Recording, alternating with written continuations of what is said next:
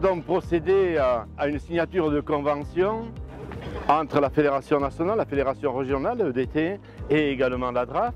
Cette convention, elle a pour but d'avoir un lien entre la Fédération nationale des entrepreneurs des territoires et également les différents ministères, qui soient de l'éducation nationale, de l'enseignement supérieur et de l'agriculture. Pour cela, nous avons travaillé avec le FAFCA. Ceci nous a permis de développer, après des conventions nationales, des conventions régionales.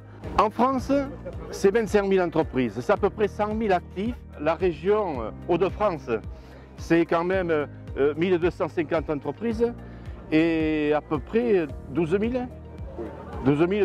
500 intervenants qui sont dessus. Donc c'est un panel important. Ce sont des services que nous rendons aux collectivités, aux agriculteurs, aux propriétaires forestiers et surtout en savoir-faire. Ça permet à l'exploitant agricole de ne pas s'endetter, de ne pas avoir des hangars pleins de matériel qui servent que 8 à 15 jours dans l'année, mais au contraire, on leur apporte un service qui leur fait une sécurité, sécurité de travail, sécurité humaine, sécurité environnementale. Et ça, il faut que nous continuions à le travailler par le biais de ces conventions sur l'apprentissage, puisque nos salariés, ils doivent être au point par rapport aux technologies de nos machines, mais également par rapport à la sécurité. Toutes les actions qui sont faites avec les DRAF, avec les conseillers régionaux, avec les structures comme nous avons, nous, au niveau de DT, c'est une plus-value énorme pour la formation. Le but, c'est que vraiment la formation soit une priorité pour nos services.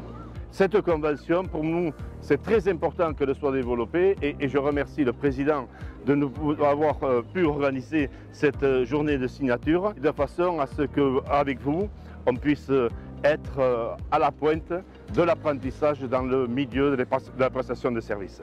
La région Nord-Pas-de-Calais-Picardie est contente de signer cet accord pour faire de la formation, pour former des jeunes, enfin des jeunes et des moins jeunes d'ailleurs, dans nos entreprises. Dans les métiers agricoles, c'est valorisant comme ça l'est dans l'industrie, comme ça l'est dans le commerce. Il faut être technicien, il faut avoir un niveau BTA, BTS, même je ne sais pas.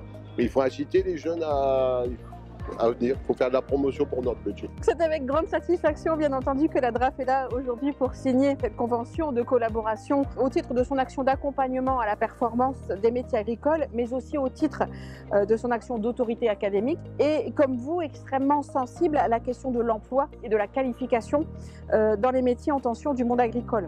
Les métiers que vous proposez sont insuffisamment connus des jeunes, aussi du grand public, déformés parfois par des propos souvent pessimistes. Or, ces métiers, vos métiers recrutent, proposent des emplois variés, intéressants, riches, stables. Un emploi sur deux que vous proposez aujourd'hui, semble-t-il, n'est pas pourvu. Certains établissements d'enseignement voient leurs effectifs dans les formations concernées baisser, alors que des places sont ouvertes et qu'ils communiquent sur ces métiers. Donc, il est évident que nous devons allier nos forces pour l'avenir des entreprises concernées, pour que les publics en formation et en reconversion professionnelle prennent conscience de l'intérêt qu'il y a pour eux à venir travailler, à aller vers vos métiers, à se former utilement. Donc au travers de cette convention, nous allons donc prendre des engagements visant à amplifier tous les leviers que nous essayons d'ores et déjà d'actionner, à savoir par exemple les actions de communication, les partenariats entre les établissements de formation et les entreprises, le travail collaboratif sur l'offre de formation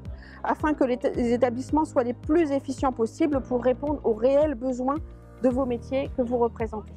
Voilà, donc on est du coup très impliqués dans cette convention et je souhaite qu'on continue à travailler ensemble sur ce dossier.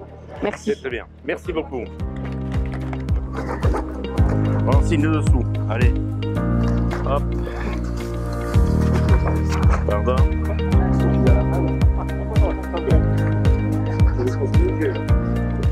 Alors, vous l'avez souligné, les métiers, les vôtres, comme les métiers de l'agriculture, souffrent d'un déficit d'attractivité. Et c'est pourquoi on a mis en place un dispositif qui s'appelle Proche Orientation.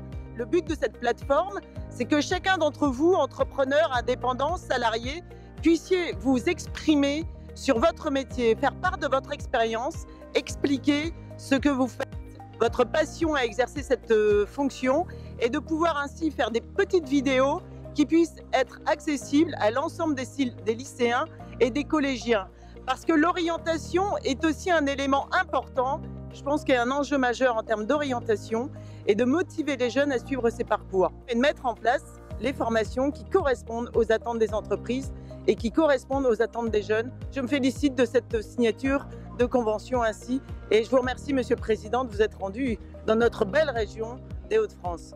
Un partenariat entre le FAFSEA Ocapiat ainsi que les EDT, nous avons effectivement bien pris conscience de cette problématique emploi-formation, que les entrepreneurs du développement du territoire étaient à ce jour en difficulté de recrutement et notamment de compétences.